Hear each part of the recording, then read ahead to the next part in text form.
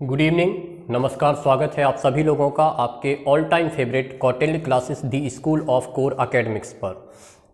तो जैसे कि हम जानते हैं कि यहाँ पर हम लोग अभी बायोलॉजी की सीरीज़ में अपनी पहली यूनिट को डिस्कस कर रहे हैं, diversity in the living world. और इस यूनिट में इस समय हमारा जो टॉपिक चल रहा है वो टॉपिक क्या है? क्लासिफिकेशन।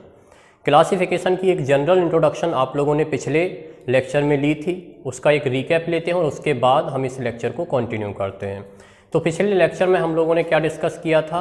हमारे जनरल लाइफ में क्लासिफिकेशन की क्या इंपॉर्टेंस है, हमारे व्यवहारिक जीवन से किस प्रकार से वर्गीकरण संबंधित है, उसके बाद उसकी साइंटिफिक इम्पॉर्टेंस क्या है उसको डिस्कस किया था। नीड ऑफ क्लासिफिकेशन, क्यों क्लासिफिकेशन करने की हमें आवश्यकता है, उसको डिस्कस किया है। फिर तीन बहुत ही प्रचलित पद्धतियां हैं क्लासिफिकेशन की, जिनको कहते हैं artificial system, natural system, phylogenetic system. उन तीनों को यहाँ डिस्कस किया गया था। उसके बाद अलग अलग समय पर जैसे जैसे हमारी नॉलेज को एक्सटेंशन मिली है बायोलॉजी में, जैसे जैसे न्यू ऑर्गेनिज्म की डिस्कवरी की गई है, जैसे जैसे न्यू इंस्ट्रूमेंट्स की इन्वेंशन हुई है, उसके वजह से साइंस या बायोलॉजी में हमारे नॉलेज का जो इन्हेंसमेंट हुआ है, उसी इन्हेंसमेंट के चलते अलग अलग समय पर साइंटिस्ट ने अलग अलग किंगडम सिस्टम दिए, जिनमें आपने पढ़ा था 2 किंगडम सिस्टम, 3 किंगडम, 4 किंगडम। और जो आधारशिला है हमारे पूरे प्लांट टेक्सोनॉमी या एनिमल टेक्सोनॉमी की, वो क्या है? 5 किंगडम सिस्टम। उसको आपने डिस्कस किया था। उसको बहुत ठीक से और बहुत डिटेल में हम लोगों ने डिस्कस किया था, जितनी हमारी रिक्वायरमेंट इस समय है। इसके अलावा आप लोगों ने 6 किंगडम सिस्टम और उसी में 3 डोमेन सिस्टम को भी पढ़ा था। तो ये हमारे पिछले चैप्टर की डिस्कशन थी। आइए अब इस चैप्टर को आगे बढ़ाते हैं। तो इस चैप्टर में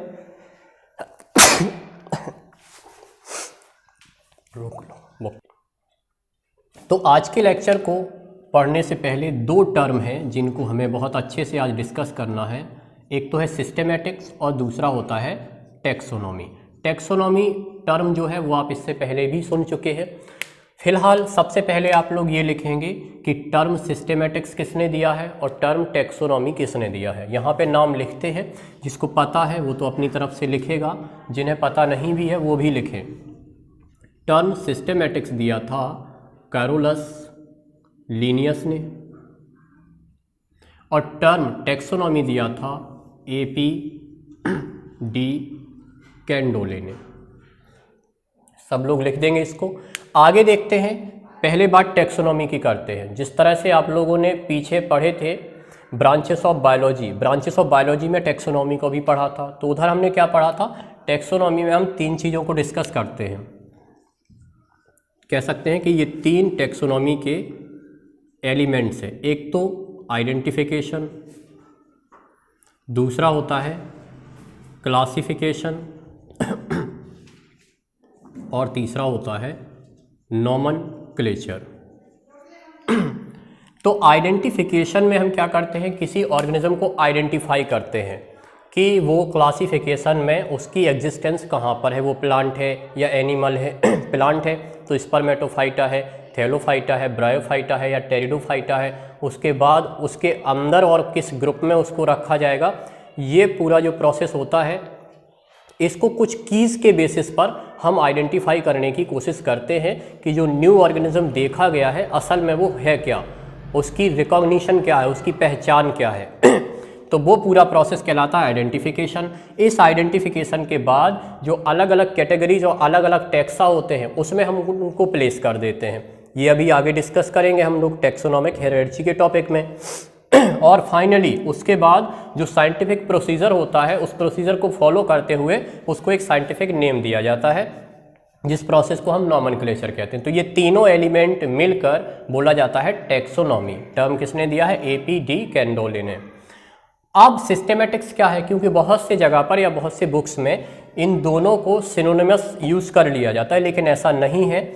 जब इसके साथ हम ऐड कर देते हैं फाइलोजेनी को, यानी कह सकते हैं कि टेक्सोनॉमी प्लस फाइलोजेनी, इन दोनों को मिलाकर बोला जाता है सिस्टेमेटिक्स। ठीक है, तो आप लोग टेक्सोनॉमी और सिस्टेमेटिक्स के बीच का डिफरेंस समझ गए होंगे।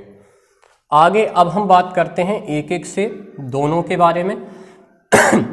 तो सबसे पहले बात होती है सिस्टेमैटिक्स की।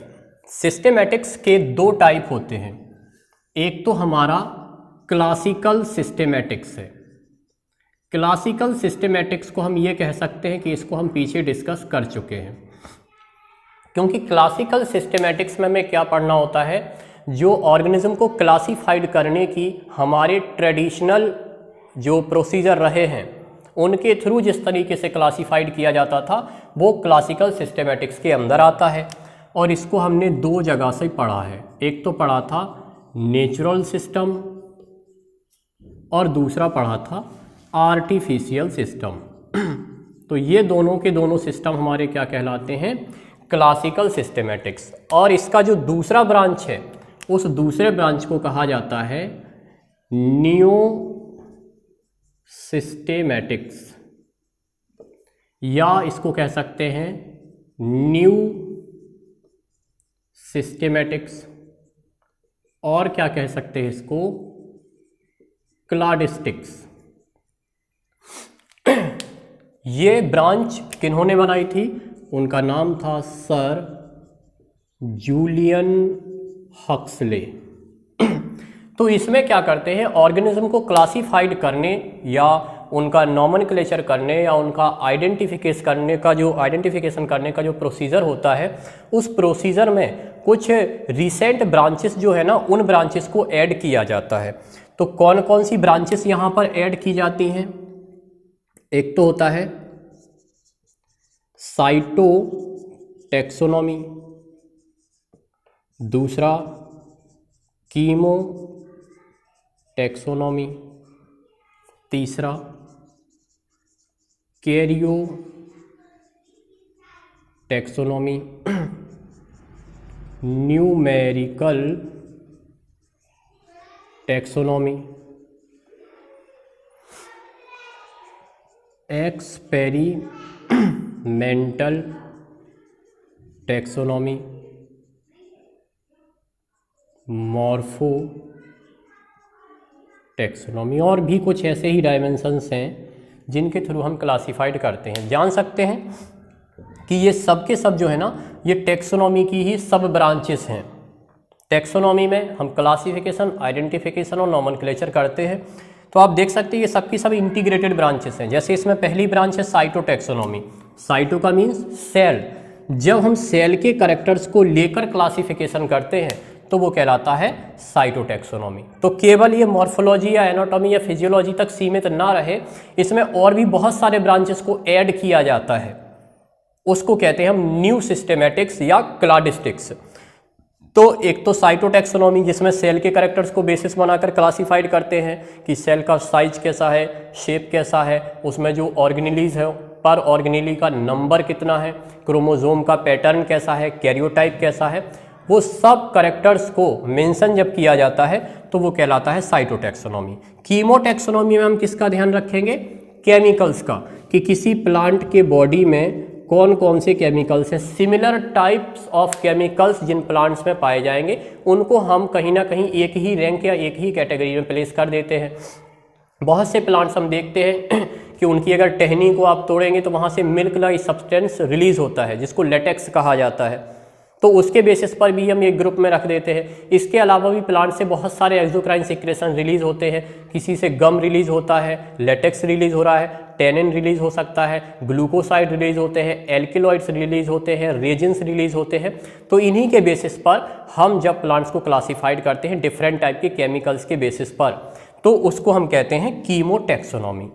कैरियोटैक्सोनॉमी किसके बेसिस पर है, कैरियोन यानी न्यूक्लियस के कैरेक्टर के बेसिस पर, न्यूक्लियस का नंबर क्या है, न्यूक्लियस का साइज कैसा है, शेप कैसा है, उसके अंदर नंबर ऑफ न्यूक्लियोलाई कैसे है, कैरियोटाइप कैसा है, इन सारे कैरेक्टर्स को लेकर जब चलते हैं क्लासिफिकेशन में तो वो कहलाता है कैरियोटैक्सोनॉमी, यानी इसमें मेन कैरेक्टर किसका रहेगा, न्यूक्लियस का। न्यूमेरिकल टैक्सोनॉमी में इसमें जो फ्लोरल पार्ट्स होते हैं उन फ्लोरल पार्ट्स में नंबर ऑफ पार्ट्स कितने हैं, जैसे 4 फ्लोरल हल्स हैं तो उसमें कैलिक्स में नंबर ऑफ सीपल, कोरोला में नंबर ऑफ पीटल्स, एंड्रोसियम में नंबर ऑफ स्टेमेंस और गाइनोसियम में नंबर ऑफ कार्पेल्स, या लीव्स में नंबर ऑफ जो लीफलेट होते हैं उनकी बात की जा सकती है। तो ये सारे कैरेक्टर्स जब हम लेकर चलते हैं क्लासिफिकेशन में तो उसको कहा जाता है न्यूमेरिकल टेक्सोनॉमी, यानी मेनली ये बेस्ड होती है किस पर, नंबर्स पर।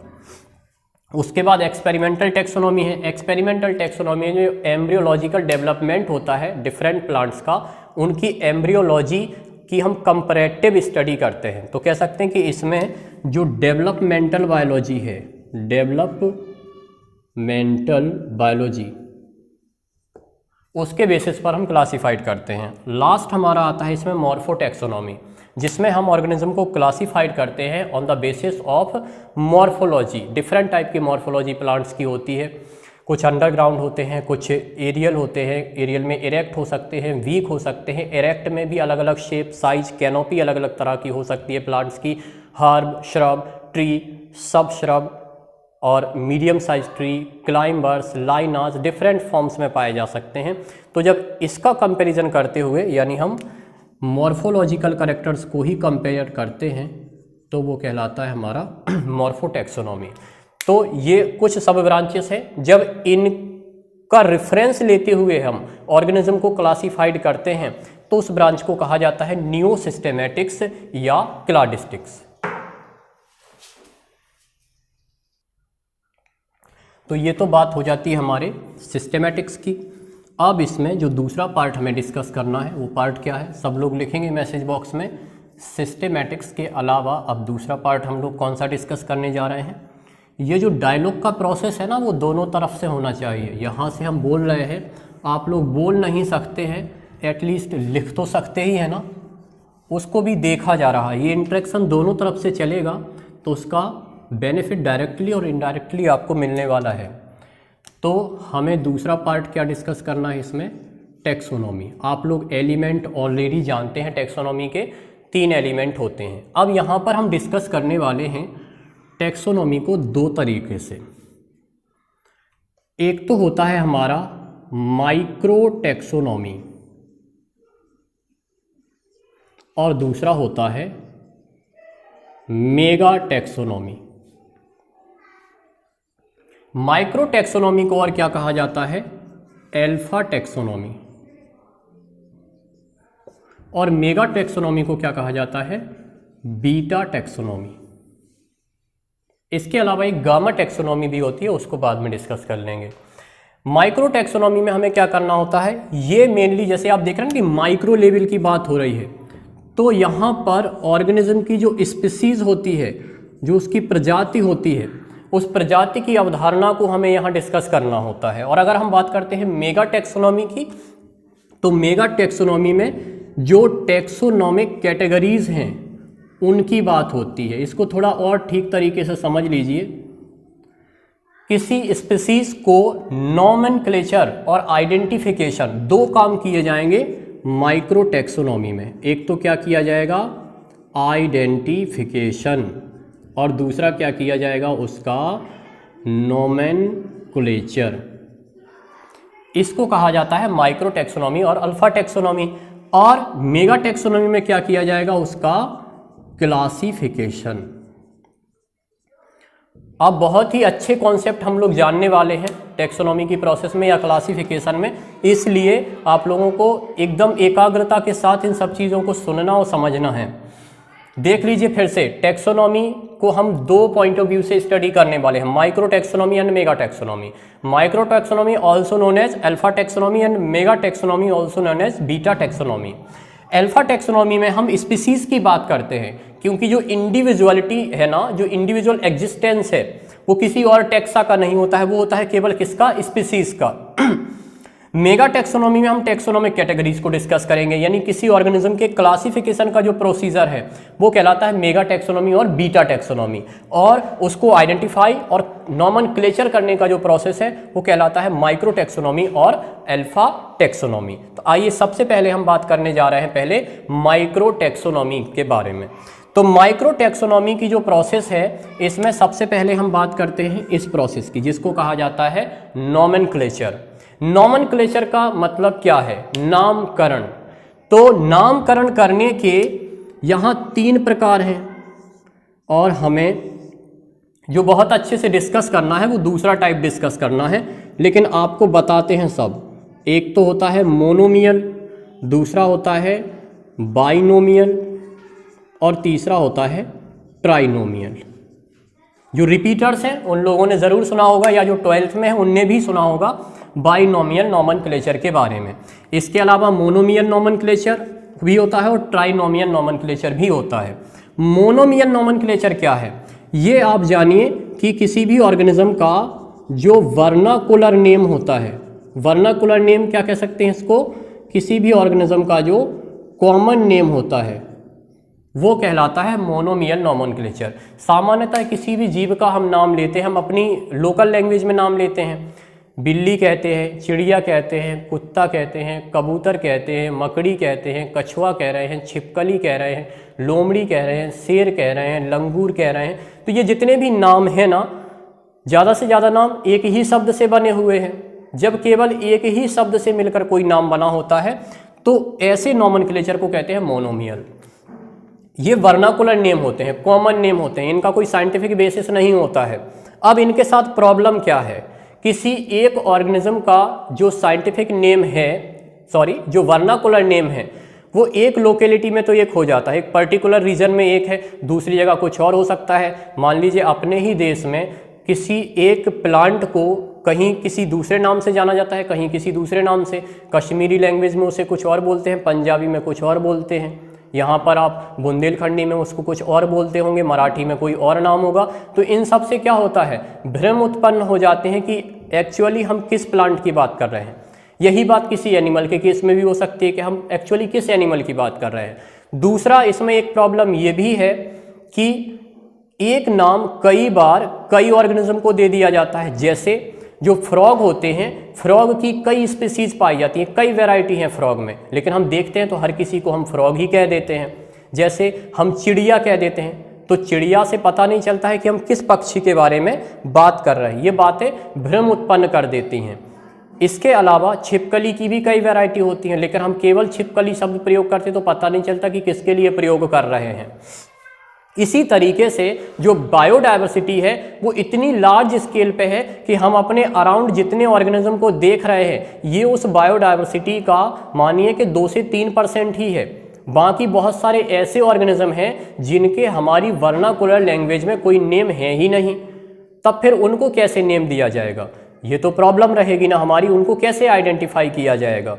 ये सारी बातें हैं। इसके अलावा अगर आप सोचें कि इसमें सुविधा क्या है, कॉमन नेम या वर्नाकुलर नेम में सुविधा क्या हो सकती है, तो सुविधा इतनी सी हो सकती है कि इन्हें हमें अलग से सीखने पढ़ने की ज़रूरत नहीं होती है, क्योंकि ट्रेडिशनली वो जो नेम है ना, वो पिछली बहुत सारी जनरेशन से हम सुनते चले आ रहे हैं, तो हमें बिना किसी एफर्ट के वो नेम याद रह जाते हैं। ये इनकी खासियत हो सकती है, बाकी कोई साइंटिफिक इम्पोर्टेंस इन नेम का नहीं होता है। अब हम डिस्कस करने जा रहे हैं अपना दूसरा जो प्रोसेस है, जिसको कहा जाता है बाइनोमियल नोमेनक्लेचर।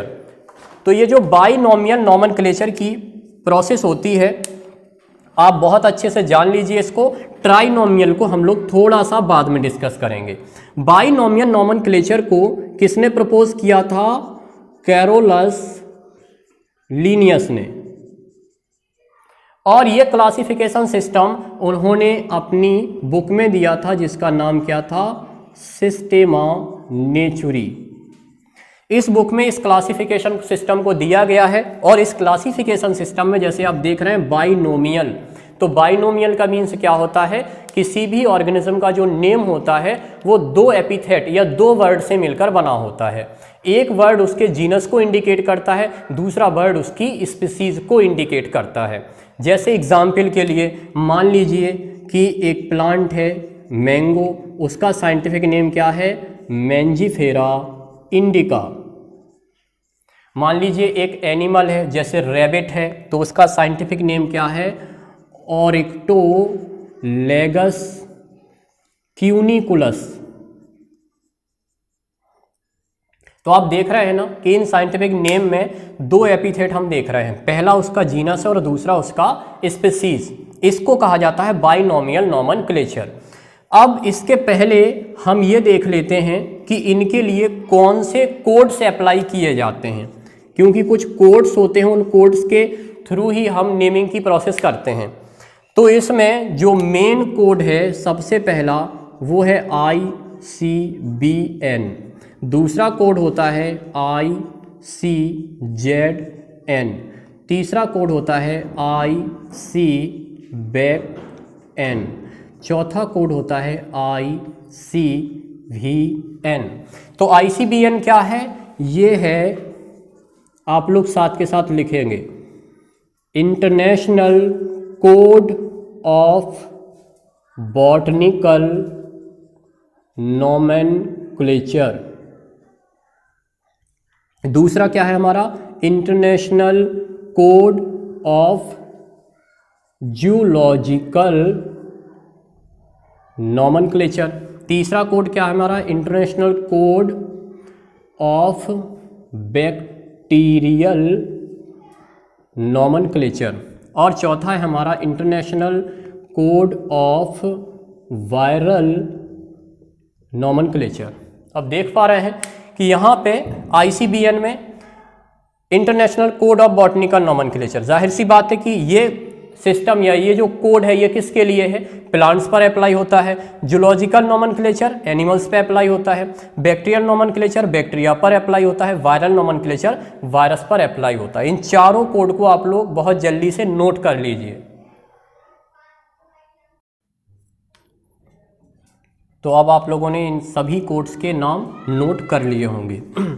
चलिए इसके बाद हम देख लेते हैं ज़रा कि कैरोलस लिनियस ने इस सिस्टम में कौन कौन से रूल्स बताए हैं। रूल्स को आप लोग समझ लीजिए अच्छे से, इन कोड्स में कौन कौन से रूल्स बताए गए हैं। पहली बात तो ये रहेगी कि जो भी यहाँ पर साइंटिफिक नेम होगा उसका ओरिजिन जो होगा वो लैटिन लैंग्वेज से होगा। आप हिंदी में, इंग्लिश में या किसी अदर लैंग्वेज में यूज़ नहीं करेंगे। साइंटिफिक नेम हमेशा लैटिन लैंग्वेज में दिया जाता है, जो कि आज के समय में एक डेड लैंग्वेज होती है। पहली बात। दूसरी बात, जो साइंटिफिक नेम होगा 2 एपिथेट से मिलकर बना होगा। पहला एपिथेट इसमें किसको इंडिकेट करेगा? उसके ऑर्गेनिज्म के जीनस को, और दूसरा इंडिकेट करेगा किसको? उसकी स्पीसीज को।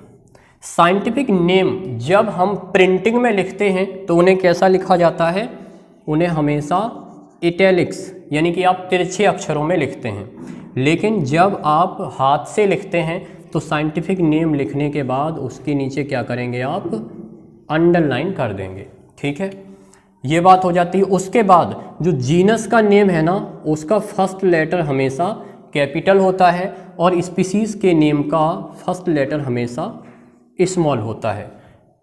एक केस ऐसा है जहाँ पर स्पीसीज के नेम का जो लेटर होता है वो कैपिटल हो सकता है। वो कंडीशन कौन सी है?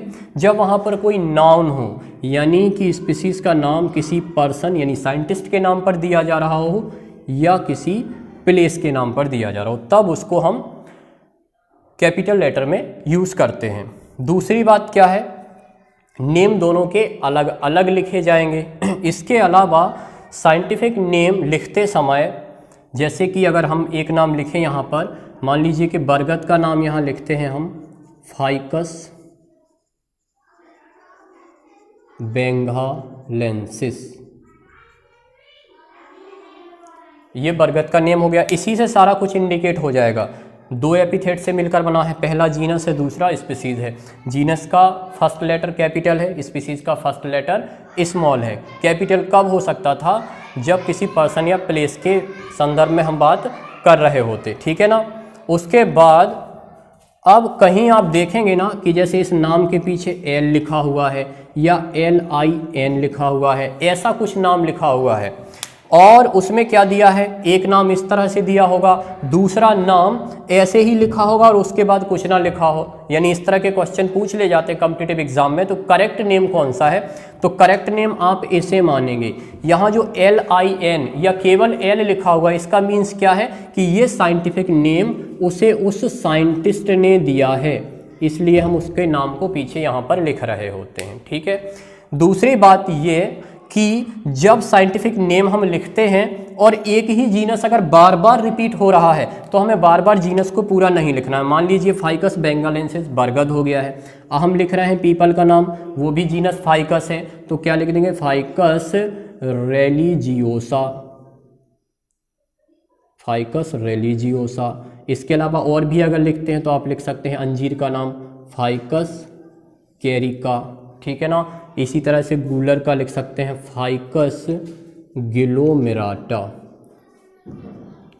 तो ये हमारा है बाइनोमियल नोमेनक्लेचर सिस्टम, ठीक है। अब इसमें क्या है ना कि कुछ एक ऑर्गेनिज्म ऐसे हैं, जैसे आप देखिए गोरिल्ला है, तो गोरिल्ला को हम सामान्यतः गोरिल्ला कहते हैं और उसका जो साइंटिफिक नेम है वो साइंटिफिक नेम भी क्या है, गोरिल्ला ही है। यूकेलिप्टस जैसे है ना, तो यूकेलिप्टस का जो साइंटिफिक नेम है वो केवल जीनस से ही मिलकर बना है, उसकी स्पीसीज नहीं है। ऐसे कई सारे केस हमें एनिमल्स में भी मिल जाते हैं।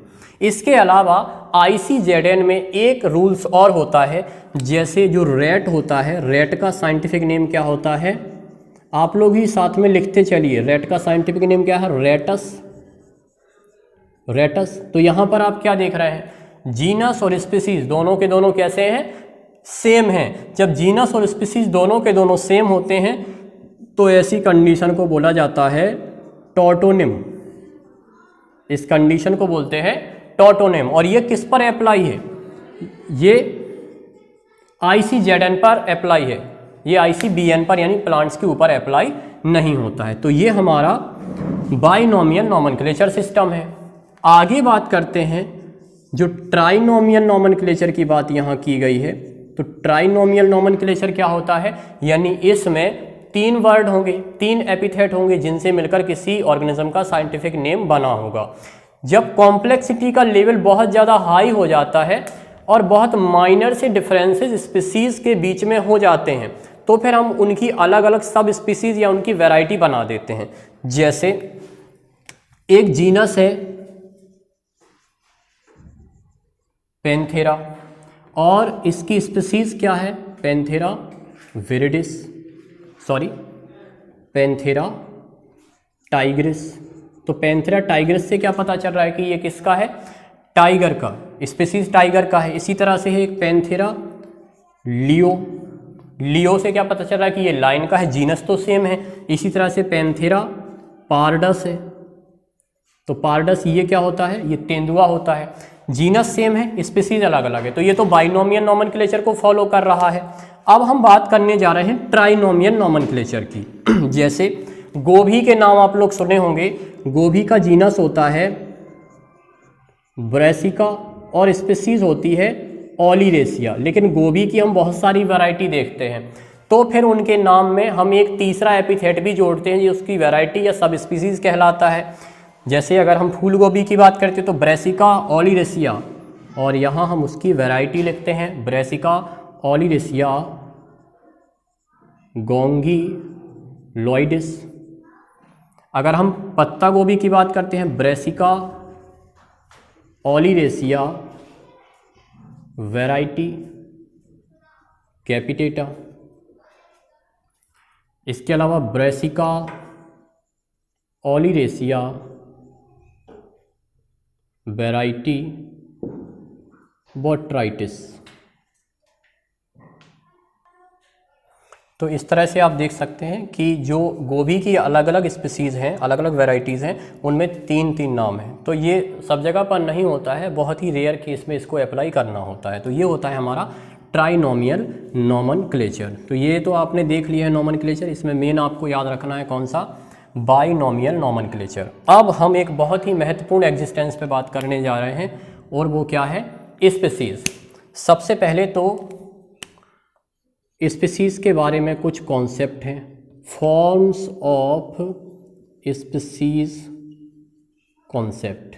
पहले बेसिक 4 कॉन्सेप्ट हैं, उनकी हम बात कर लेते हैं, जिनमें सबसे पहला कॉन्सेप्ट आता है हमारा स्टैटिक स्पीसीज़ कॉन्सेप्ट।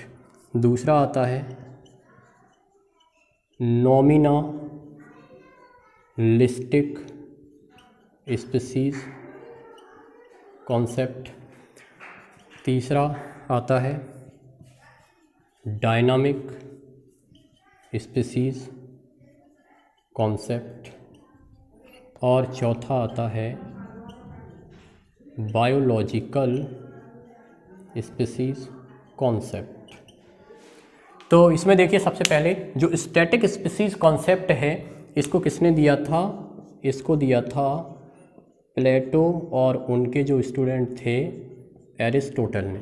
इन्होंने क्या कहा कि स्पीसीज जो है ना वो एक स्टैटिक एंटिटी है, मीन्स जो आज की स्पीसीज है इनका ओरिजिन इसी फॉर्म में हुआ था और ये जैसे जिस फॉर्म में ओरिजिनेट हुए थे आज भी उसी फॉर्म में एग्जिस्ट करते हैं, यानी इनमें कोई भी चेंजेस नहीं होते, यानी कह सकते हैं कि स्पीसीज जो हैं वो इम्यूटेबल होती हैं। ऐसा कहना था प्लेटो और एरिस्टोटल का, जिन्होंने स्टैटिक स्पीसीज कॉन्सेप्ट दिया था कि स्पीसीज एक प्रकार की स्थिर इकाई है, उसमें किसी प्रकार का चेंज नहीं होता है।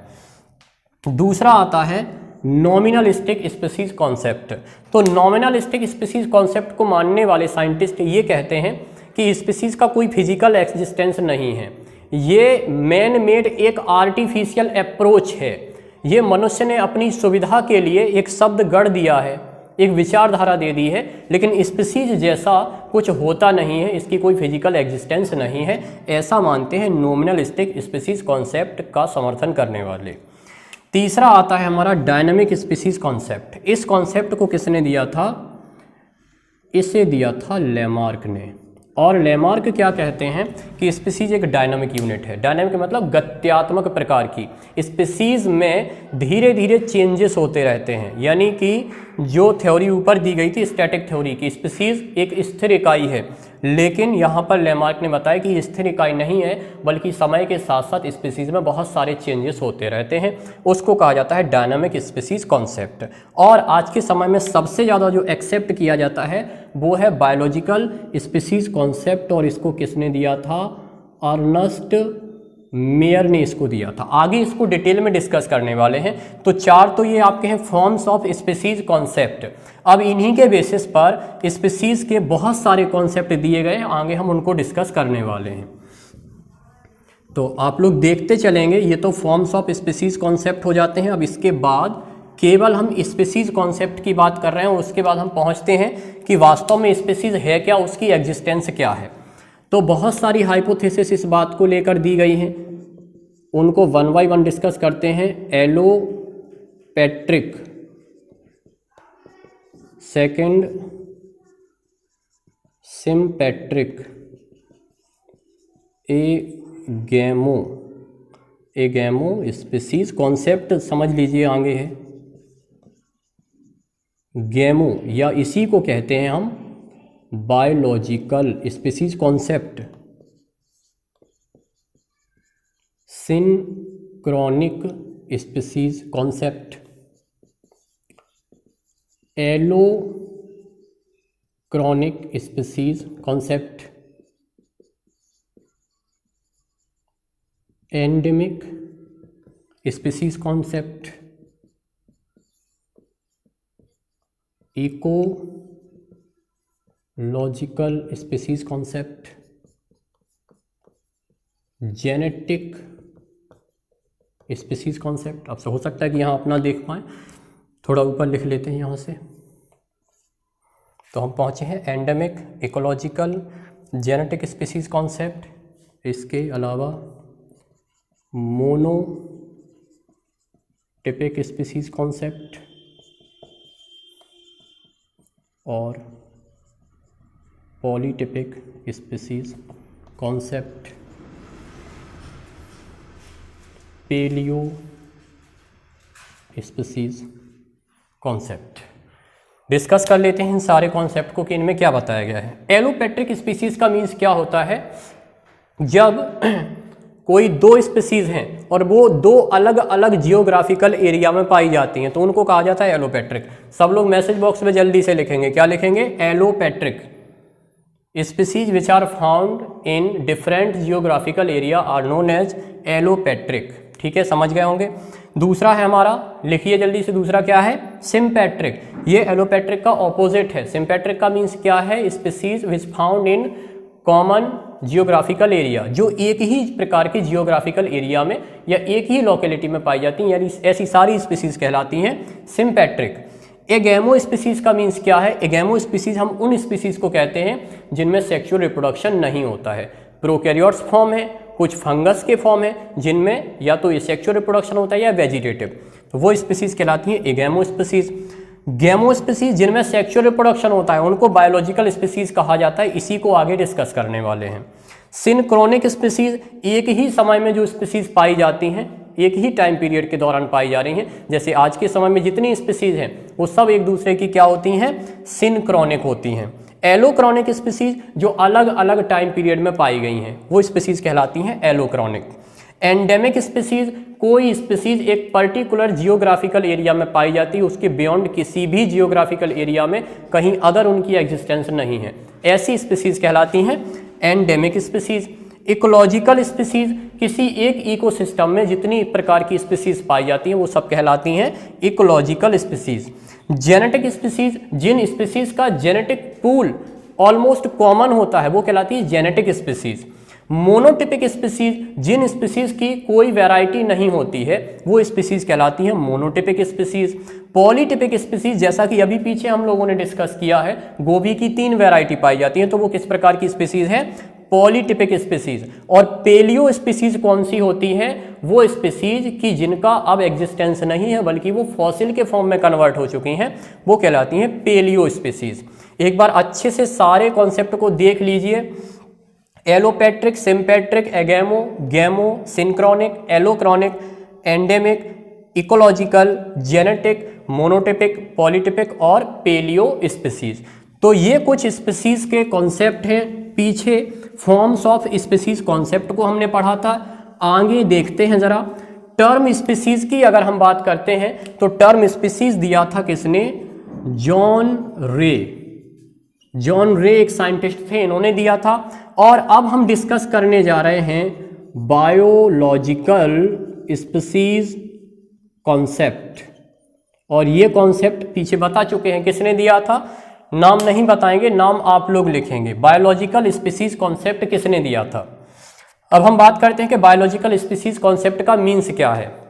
इसको सिंपली अगर हम कहना चाहें तो बायोलॉजिकल स्पीसीज कॉन्सेप्ट का मतलब यह है कि स्पीसीज ऐसे ऑर्गेनिज्म के ग्रुप को कहा जाता है जो आपस में इंटरब्रीडिंग करके एक फर्टाइल प्रोजेनी को प्रोड्यूस कर सकते हैं। हिंदी में समझिए इसको, ऐसे जीवों का समूह जो लैंगिक संसर्ग द्वारा अपने जैसी प्रजाई संतान को उत्पन्न कर सकते हैं, ऐसे जीवों के समूह को कह सकते हैं कि वो एक प्रजाति के सदस्य हैं।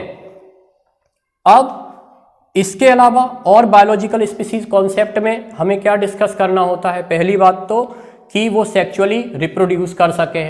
अब दूसरी बात, मॉर्फोलॉजिकली और एनाटॉमिकली फिजियोलॉजिकली सिमिलर होने चाहिए, उनका कैरियोटाइप सिमिलर होना चाहिए, जीनोटाइप सिमिलर नहीं होता है। इसके अलावा वो जो कोई अदर स्पीसीज होती है वो अदर स्पीसीज से रिप्रोडक्टिवली आइसोलेटेड होते हैं, रिप्रोडक्टिवली आइसोलेटेड होते हैं। और पहली बात क्या बताई, ये आपस में क्या कर सकें? इंटरब्रीडिंग कर सके, और इंटरब्रीडिंग करके ये फर्टाइल प्रोजेनी को प्रोड्यूस कर सके। इनकी जो मॉर्फोलॉजी है वो सिमिलर होनी चाहिए, इनका जो कैरियोटाइप है वो सिमिलर होना चाहिए। केवल और केवल सेक्सुअल रिप्रोडक्शन करते हों। और अदर स्पीसीज से बताया है कैसे होते हैं? रिप्रोडक्टिवली आइसोलेटेड होते हैं।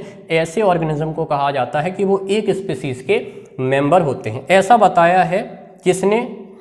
नाम अब तक आप लिख चुके होंगे, अर्नस्ट मेयर ने बताया है। अब इसके कुछ एक्सेप्शन भी हमें देखने को मिलते हैं, जैसे आप देखते हैं म्यूल, हिन्नी। इसके अलावा जो बीज होती हैं, बीज में क्या होता है? डिवीजन ऑफ लेबर पाया जाता है, और उनमें एक होती हैं कौन सी बीज? वर्कर बीज। तो इसमें देख रहे हैं कि एक ही प्रजाति के सदस्य हैं, स्पीसीज एक ही है सबकी, लेकिन मॉर्फोलॉजी अलग अलग होती है। वर्कर बीज है, ड्रोन्स हैं और क्वीन है, मॉर्फोलॉजी सबकी अलग अलग है और सबका लाइफ स्टाइल भी अलग अलग होता है। हिन्नी और म्यूल जो हैं ये इनफर्टाइल होते हैं, सेक्सुअल रिप्रोडक्शन से प्रोड्यूस हो रहे हैं और दो अलग अलग स्पीसीज से प्रोड्यूस हो रहे हैं। तो यहाँ पर ये रिप्रोडक्टिवली आइसोलेटेड वाली बात जो होती है, इस बात की ये हमें एक्सेप्शन मिल जाते हैं। इसके अलावा बहुत सारे एनिमल्स ऐसे होते हैं कि जिनमें इनडायरेक्ट टाइप का डेवलपमेंट होता है, तो उनमें एक स्टेज बनती है जिसको हम कहते हैं लार्वा स्टेज। बहुत सारे लार्वा को डिस्कस करेंगे एनिमल किंगडम में। तो फिर वहाँ ये प्रॉब्लम क्रिएट कर देते हैं कि लार्वा की मॉर्फोलॉजी अपने एडल्ट से बिल्कुल अलग होती है, जबकि हैं तो दोनों एक ही स्पीसीज के मेंबर्स। इसके अलावा जो ब्रायोफाइट्स और टेरिडोफाइट्स होते हैं, उनके लाइफ साइकिल में दो फेज होती हैं। एक फेज को हम कहते हैं गैमीटोफाइट और दूसरा फेज कहलाता है स्पोरोफाइट। इनकी भी मॉर्फोलॉजी और फिजियोलॉजी एक दूसरे से डिफरेंट होती है, प्लांट के सभी ग्रुप में पाए जाते हैं। जनरली ऑल्टरनेशन ऑफ जनरेशन बहुत क्लियर कट हमें दिखाई देता है फंस में और मॉस में, ब्रायोफाइट और टेरिडोफाइट में। इसलिए उनके केस की बात करें तो वहाँ भी मॉर्फोलॉजी और फिजियोलॉजी डिफरेंट होती है। इसके अलावा निडेरियन में आप एक ग्रुप पढ़ेंगे जहाँ पर आपको पढ़ना होता है कि लाइफ के दो फॉर्म होते हैं। एक फॉर्म को कहा जाता है पॉलिप और एक फॉर्म को कहा जाता है मेड्यूसा। तो ये कुछ एक एक्सेप्शन है इस थ्योरी के, जिसको कहा जाता है बायोलॉजिकल स्पीसीज कॉन्सेप्ट। तो यहाँ आप लोगों ने माइक्रो टेक्सोनॉमी में समझा किसी ऑर्गेनिज्म को आइडेंटिफाई करना, उसको नेम देना, वास्तव में जो एग्जिस्टेंस है वो किसकी एग्जिस्टेंस होती है, स्पीसीज की। तो स्पीसीज क्या है, उसको लेकर कितने फॉर्म्स ऑफ स्पीसीज कॉन्सेप्ट दिए गए हैं, कितने स्पीसीज कॉन्सेप्ट दिए गए हैं, और ये रिसेंट कॉन्सेप्ट है बायोलॉजिकल स्पीसीज कॉन्सेप्ट। उसके भी कुछ एक्सेप्शन हैं, लेकिन आज के समय में ये ज़्यादा साइंटिफिक है और इसी को ज़्यादा प्रेफरेंस दी जाती है।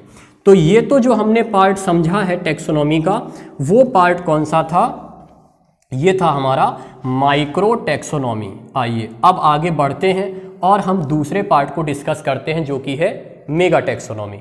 तो मेगा टेक्सोनॉमी के अराउंड हम क्या डिस्कस करने जा रहे हैं कि कैसे डिफरेंट टाइप की कैटेगरीज में ऑर्गेनिज्म को उनकी सिमिलरिटीज और डिसिमिलरिटीज के बेसिस पर हम प्लेस करने वाले हैं।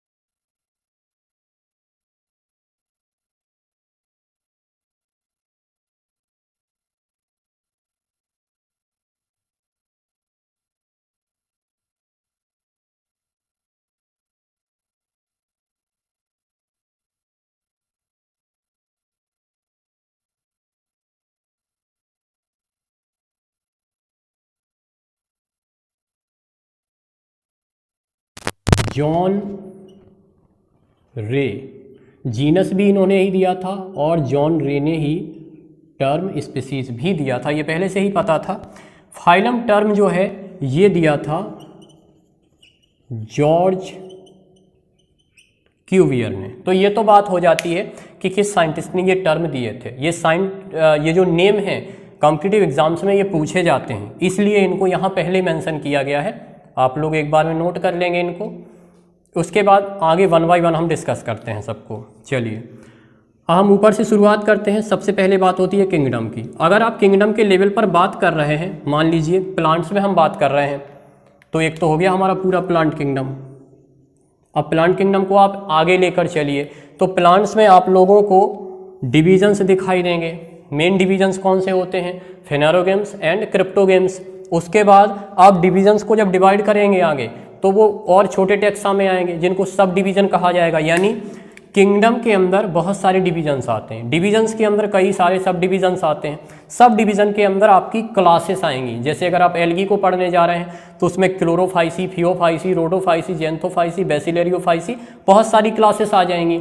अब उन क्लासेस में जो ऑर्गेनिज्म हैं उनमें बहुत सारी सिमिलैरिटीज़ होंगी, लेकिन कुछ डिसिमिलैरिटीज़ भी होंगी। उनके बेसिस पर हम उनको किस में रख देते हैं? ऑर्डर में। तो आपके वॉल्वोकेल्स हैं, ऊडोगोनियल्स हैं, क्लोरोकोकेल्स हैं, इस तरह के बहुत सारे ऑर्डर्स बन जाते हैं। उसके बाद उन ऑर्डर में भी कुछ डिसिमिलैरिटीज़ होंगी, उनके बेसिस पर हम उनको किस में रख देते हैं?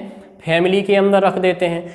और फिर फैमिली के जो मेंबर्स होंगे उनमें बहुत कम डिसिमिलैरिटीज़ होंगी, लेकिन उनको भी बेसिस मानकर जिस तरह से हम फॉलो करते हैं कि इसको अभी पीछे एक पैटर्न आपको बताया था क्लाडिस्टिक्स, उसको फॉलो करते हुए उसके अंदर हम जीनस को देखते हैं और फिर जीनस के अंदर होती हैं कुछ स्पीसीज। बस यहाँ तक हमारा क्लासिफिकेशन कंप्लीट हो जाता है। तो हम ये कह सकते हैं कि इसमें आप जैसे ही ऊपर से नीचे को आते हैं, अगर आप ऊपर से नीचे की ओर आते हैं तो इसमें दो बातें हो रही हैं। एक तो क्या हो रहा है कि जो नंबर ऑफ इंडिविजुअल्स हैं, नंबर ऑफ इंडिविजुअल्स वो हर लेवल पर क्या हो जाएंगे? डिक्रीज हो जाएंगे। अगर आप ऊपर से नीचे को आएंगे, क्योंकि किंगडम में सारे प्लांट आ गए हैं, लेकिन जब आप डिवीजन में जाएंगे तो प्लांट्स का नंबर कम हो जाएगा, वो अलग अलग डिवीजन में बट जाएंगे। क्लास में आएंगे तो डिवीजन के जो प्लांट्स हैं जितने वो कुछ क्लास में बट जाएंगे, तो नंबर ऑफ इंडिविजुअल्स कम होते जाएंगे। लेकिन अगर हम सिमिलैरिटीज़ की बात करते हैं कि इनके जो सिमिलर कैरेक्टर्स हैं उनका क्या होगा, तो वो हर लेवल पर इंक्रीज करते चले जाएंगे। एक फैमिली के जो मेंबर्स होंगे उनमें बहुत सारी सिमिलैरिटीज़ होंगी, लेकिन हम कहें कि एक क्लास के जो मेंबर हैं और एक फैमिली के मेंबर हैं, उन दोनों में कंपेयर करो तो क्लास के मेंबर्स में कम से कम सिमिलैरिटीज़ पाई जाएगी अगर हम उनका कंपैरिजन करते हैं एक फैमिली के मेंबर्स के साथ। तो लेवल ऑफ सिमिलैरिटीज़ जैसे जैसे आप ऊपर से नीचे की ओर आते हैं ये इंक्रीज करता है, और जब हम ऊपर से नीचे की ओर आ रहे हैं तो नंबर ऑफ इंडिविजुअल्स धीरे धीरे करके डिक्रीज होता जाता है। सीधी बात यही है किंगडम के अंदर। अब आप आ जाते हैं जूलॉजी में, एनिमल्स के डिस्कशन में, बहुत सारे फाइलम पाए जाएंगे। जैसे एनिमल किंगडम में बहुत सारे फाइलम आपको पढ़ने हैं। पोरीफेरा है, निरेरिया है, टीनोफोरा है, प्लेटीहेल्मिन्थीज है, एस्केहेल्मिन्थीज है, एनिलिडा है, आर्थ्रोपोडा है, मोलस, इकाइनोडर्म, हेमिकॉर्डेटा और कॉर्डेटा। उसके बाद फिर उनको क्लासीफाइड किया गया है अंदर क्लासेस में, तो हर एक के अंदर आपको क्लासेस को डिस्कस करना है। फिर कुछ सिमिलरिटीज और डिसिमिलरिटीज़ के बेसिस पर एक क्लास के अंदर कई ऑर्डर्स आते हैं, फिर ऑर्डर्स के अंदर फैमिली आती है, फैमिली के अंदर जीनस आते हैं और फिर जीनस के अंदर स्पीसीज आती है। ठीक है, अब इसमें कुछ आप लोगों को सफिक्स भी साथ के साथ बता देते हैं, खासतौर पे प्लांट किंगडम के लिए समझ लीजिए। प्लांट किंगडम में जो सफिक्स का मामला रहेगा उसमें जहाँ डिवीजन लिखेगा, डिवीजन का सफिक्स रहेगा हमारा फाइटा। डिवीजन के नाम के पीछे फाइटा लगा होगा, स्पर्मेटोफाइटा, थैलोफाइटा, ब्रायोफाइटा, टेरिडोफाइटा, ये सब के सब हमारे डिवीजन होते हैं। क्लास की अगर हम बात करते हैं तो क्लास के नाम के पीछे लगाया जाता है एसी, क्लास के नाम के पीछे एसी लगाया जाएगा। ऑर्डर के नाम की बात करते हैं तो इसके नाम के पीछे यानी सफिक्स लगा होगा एल्स। फैमिली के नाम के पीछे भी एसी लगाया जाता है। यहाँ थोड़ा ध्यान देंगे, यहाँ पर ए ई लगा होगा, क्लास के नाम के पीछे ए ई लगा होगा, जैसे क्लोरोफाइसी की बात कर रहे हैं। ठीक है, और फिर इसके बाद जीनस स्पेसीज का जो नाम है ये तो स्पेसिफिक नेम होते हैं, ये तो इंडिविजुअल नेम होते हैं हर ऑर्गेनिज्म के, तो उनके नाम के पीछे आगे कोई सफिक्स प्रीफिक्स की बात नहीं होती है।